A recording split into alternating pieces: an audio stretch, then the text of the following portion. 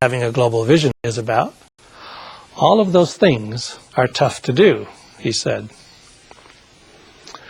I've had the pleasure of working for several engineering companies over the past 6 years. They are my primary and among my favorite clients.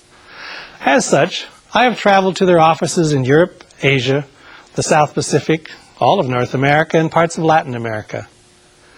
One characteristic is always obvious. They are local, globally connected, but local. One of my engineering clients began as a firm of 3 people 42 years ago, and today has 80 offices in 22 countries, including Brazil, Australia, Italy, China, and Canada. I spoke to the president and CEO recently, mentioning that I would be speaking with you today, and asked him what he thinks a strategic vision to become global means for a professional services firm. He replied that the key to success for any professional services firm today is that they be local. He continued, our people live in the local community. They have families in the local communities. They understand the local communities. They understand the issues facing local businesses. They know and understand the changes the global community is putting on local businesses. They have strong relationships and networks. They have a systems view of the world around them, and through analyzing possible scenarios that work locally, adapt the technologies and the thinking of being connected to the global company. Their people have access to a strong network of professionals that can provide more capability, namely knowledge, experience, and discipline. So what is global? As the CEO states, their network of locally distributed people around the globe. What makes the company global is the common values of the company. The company values tie the locally dispersed staff and the offices together to give them their global identity. A friend of mine in Turin, Italy, uses the word glocal to describe this concept. Glocal is the combination of the words global and local. Using his words, in the professional services world, if you want to be global, you must have a global mindset and act locally. Note the implication of a common comment made by all 3 of the people I just mentioned. Actions are directly related to having developed a global mindset, a mindset that is carefully developed over time. Companies successful in navigating in volatile environments develop a learning mindset driven by listening to and observing what customers, competitors, and business analysts are saying and doing. Also, experimenting with scenarios.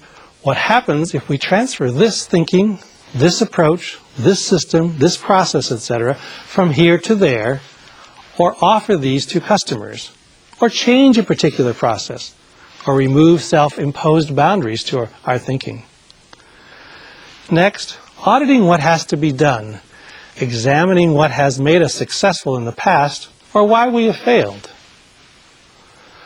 They also research differences and similarities with other communities they serve. What are the unique cultural orientations of the customers, and how can we connect to those?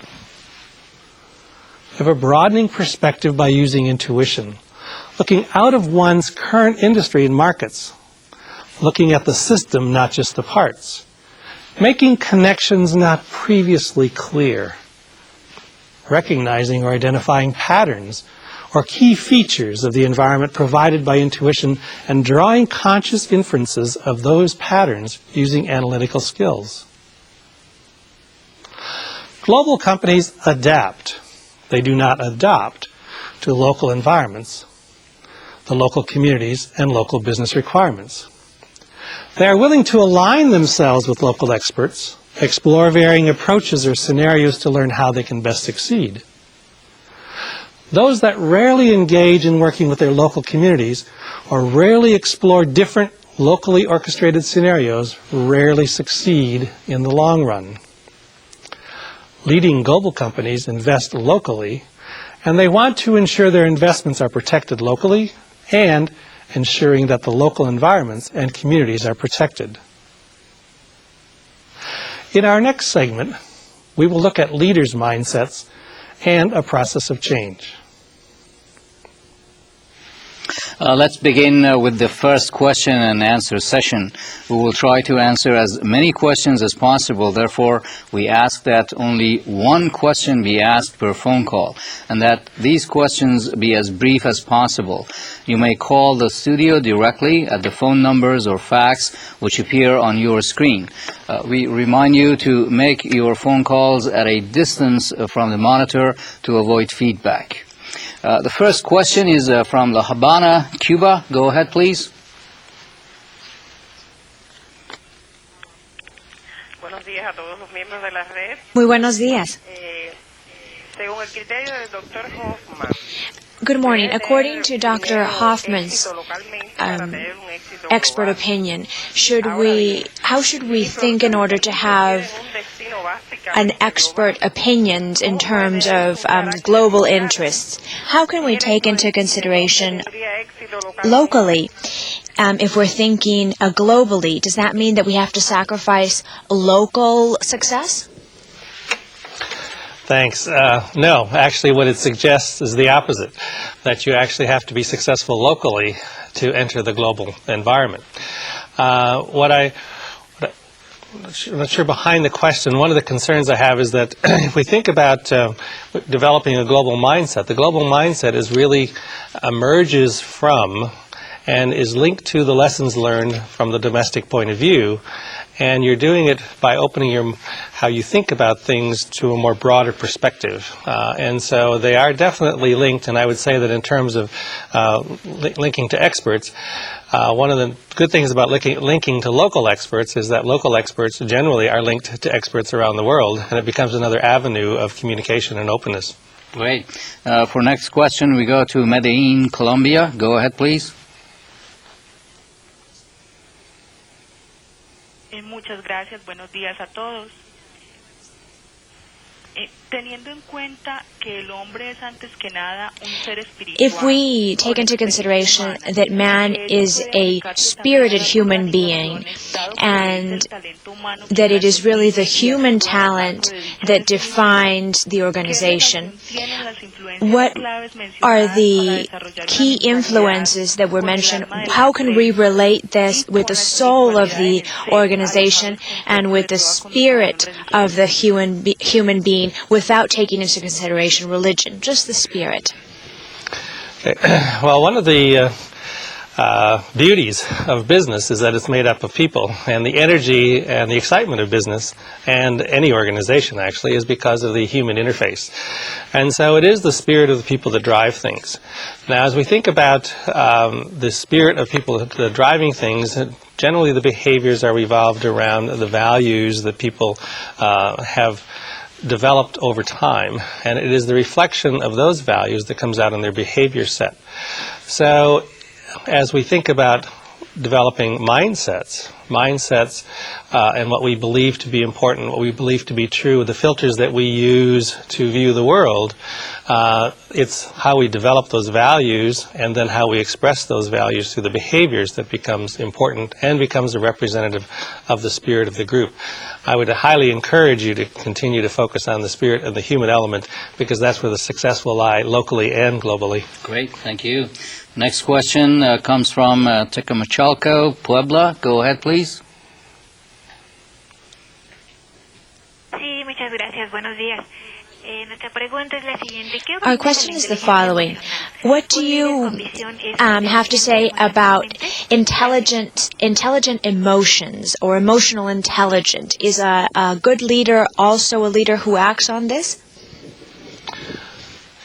One of the comments I made was associated with our emotions and how we respond. And yes, I am very much in favor of Daniel Goleman's emotional intelligence viewpoints on how to function effectively. I think as a leader, First of all, if you want someone to follow your vision, they're going to follow you first before they follow whatever it is you say. And how you behave around what you say you want to do is either going to engage or disengage them. And so they're going to be looking for you to have an emotional level or education or, expertise, I would think, that is going to allow people to engage, number one, and also a level that is going to be considerate, accepting of, and looking for the possibilities and the values that the other people around you bring to the table. So it's the leader that sets the mindset. Absolutely. All right, great. Thank you for your questions. Let's now move to the second module of our program.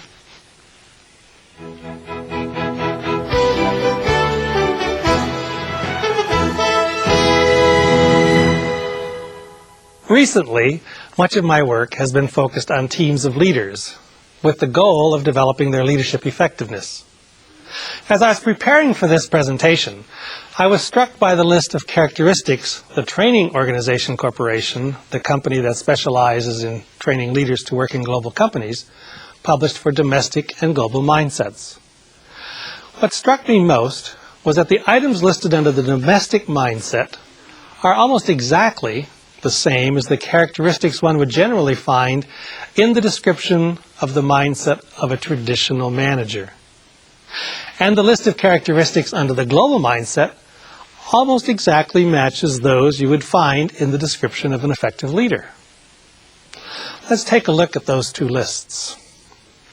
First, the domestic mindset compared to the mindset of a typical traditional manager. Those with the more domestic mindset tend to focus on things like having a functional expertise, prioritizing, structure, and individual responsibility. Notice that traditional managers tend to have a similar focus. They spend their time controlling and problem solving, planning and budgeting, producing predictability and order, staffing, monitoring and delegating, and rational analysis. Now, let's look at a global manager's mindset compared to that of an effective leader's mindset. Once again, you will see that the characteristics in the lists for each are very similar. We learned earlier that under a global manager's mindset, the drive is for obtaining a bigger, broader picture. There is an attempt to balance contradictory demands and needs. Networked processes are trusted. Diverse multicultural teamwork and planning are utilized. Learning and openness to surprises is key, and change is seen as an opportunity. When we analyze the mindset of an effective leader, we see similar characteristics. The focus is on establishing directive through broad strategies, being motivating and inspiring, producing change, influencing teams and coalitions, coping with changing environments, and overcoming barriers. This comparison strongly suggests that part of the journey of becoming globally successful is that managers and leaders alike must adopt the mindset of and become effective leaders. All the current research shows that leaders are developed, not born. Having said that, the challenge of becoming an effective leader has the same beginning point as our discussion on becoming global. Effective leaders begin within. They know themselves very well. They're knowledgeable of their mindsets and what filters and beliefs they use and have about leading. However, it is not only leaders that must adopt the leadership mindset. An organization must adopt a leadership mindset as well. For example, one of my clients is currently undertaking a process to train all of the organization's personnel on understanding and learning the characteristics of being an effective leader as a way to ensure their continued global success. Let's take another look at the mindset characteristics and relate them to the mindset the organization must adopt. We learned that with a global mindset, the drive is for obtaining a bigger, broader picture. With an effective organization, the focus is on connecting the right information to the right people at the right time in order to maximize competitive advantages and on maximizing communication flow. Those with global mindsets attempt to balance contradictory demands and needs. Having an effective organizational mindset requires balancing conflicting interests for multiple stakeholders and implementing global strategy and structure. Having a global mindset requires that we must trust networked processes. An effective organization mindset would lead managers to establish feedback mechanisms to optimize process adaptability and responsiveness, and the ability to communicate accountability. Another characteristic of having a global mindset is the utilization of diverse multicultural teamwork and planning.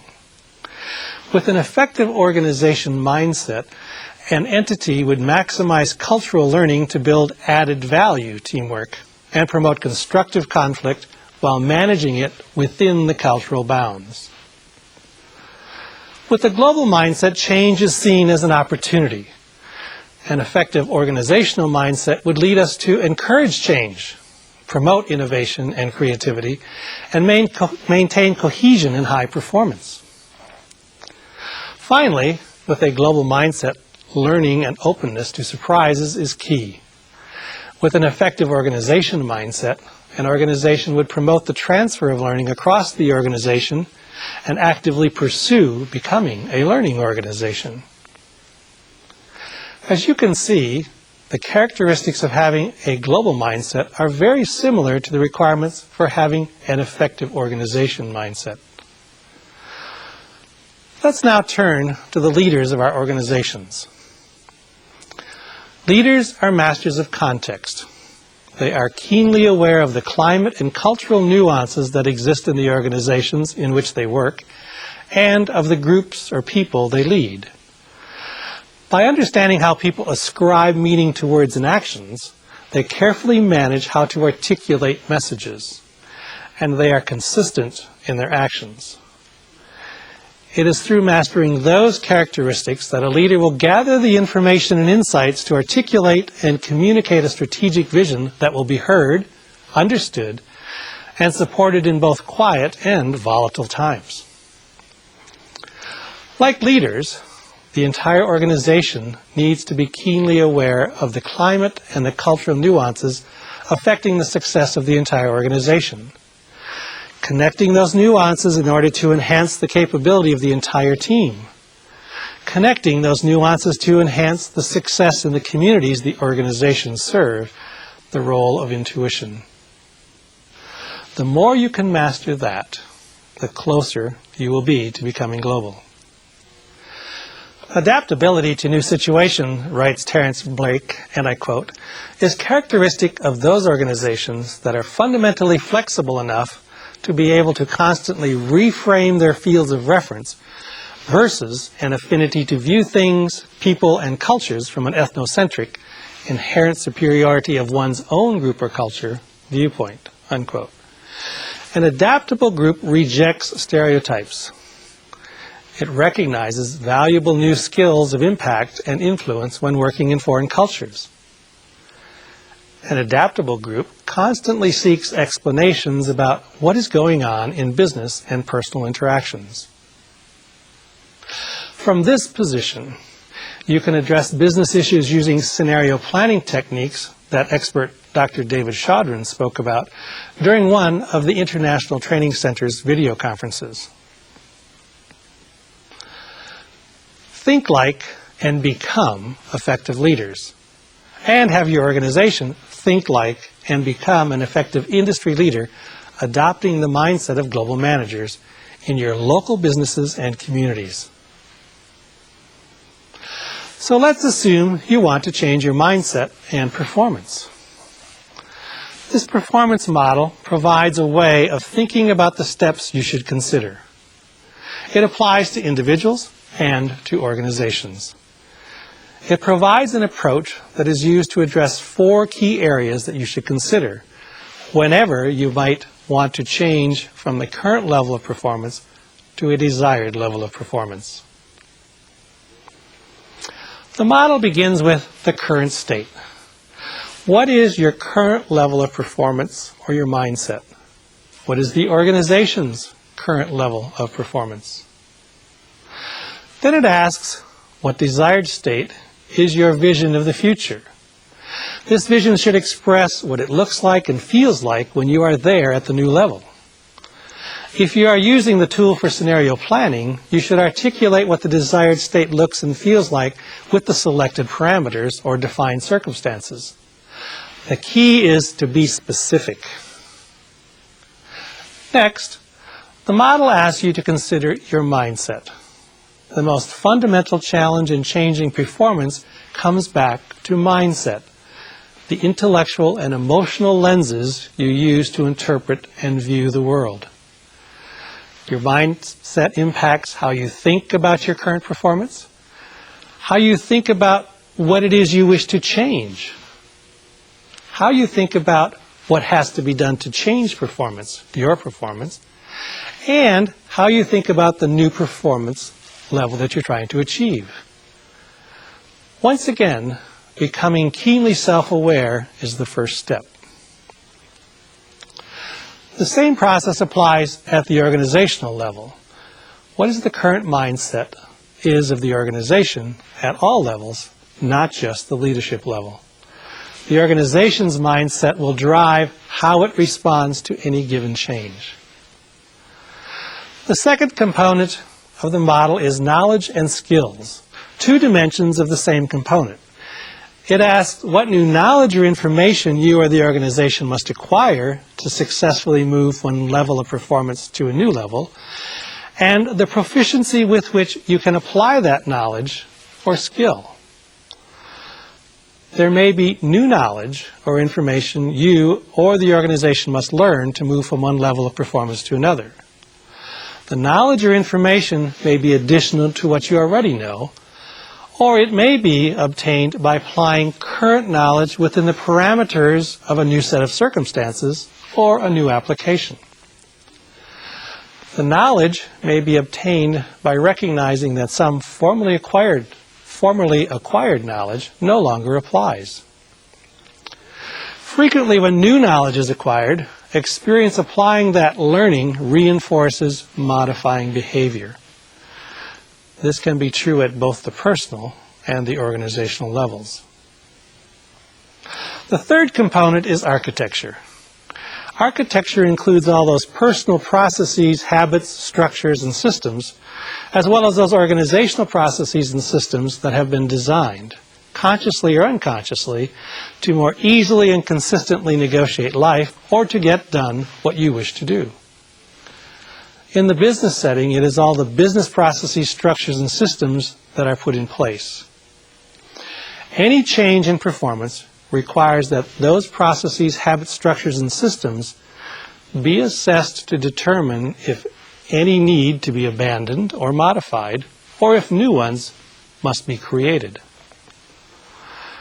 Generally, the existing processes, habits, structures, and systems reflect a previous mindset. If you don't address them, they will block the new desired personal or business level of performance. The fourth component is practices. Essentially, what behaviors you or the organization employ regularly and consistently. The distinction drawn between knowledge, skills, and practices is this. One might have the knowledge necessary to do something. One might have the requisite skill to do something. But one may not choose to put either of those into daily use or practice. For example, you might have gone to classes on how to sell your services to clients. You know what to do. You have the skills and demonstrated those skills during the training. In fact, you might have attended several training classes, and each time you mastered the skills. But when you go out to see a client, you choose not to use the practices learned. Understanding why we choose to or choose not to employ those practices required to reach a new level of performance is critical. That choice is directly linked to your mindset and the context in which one must execute the new performance. The same is true for an organization or business. The organization may have the requisite knowledge and skills, and have the correct processes and systems in place to support them, but the organization may not have the mindset to execute. What are some of the mindset implications that might apply to your organization or business? In view of these themes, namely, know yourself, be glocal, and adopt the mindset of a leader, I leave you with the following 4 challenges. The first challenge: know yourself and your organization, starting locally with where you will currently live and conduct business. Learn how to create your mindset, how you think and what behaviors you practice and why. Do the same for your organizations. Recognize the mental conditioning that your clients and potential clients have developed and what behaviors they then employ, adopt, or expect. Develop and rely on your intuition to discover ways you can connect to others and your customers. The second challenge: embrace the fact that your competitive edge is your ability to establish long-term trusting relationships. You have 2 components you can use in your trust kit. First is your professional credibility as an individual or as a business. Both Dr. Cardenas and my CEO client mentioned the need to develop the competence and the technology to be able to compete with the rest of the world, starting at home. Competency is the ticket of entry, your ticket to play the game. The second component of your trust kit is your ability to make emotional connections personally or as a business. Empathize, view yourself and the world by standing in the shoes of your customers. You learn how to make and build emotional connections by knowing yourself. The third challenge is to master the perception of being conscientious. Set the standard by being more thorough and careful than your competitor. Know yourself and your organizations well. Establish networks and relationships with professionals and organizations globally. Connect to the best minds in the business. Network. The fourth challenge is to become an effective leader of leaders. By becoming an effective leader, you build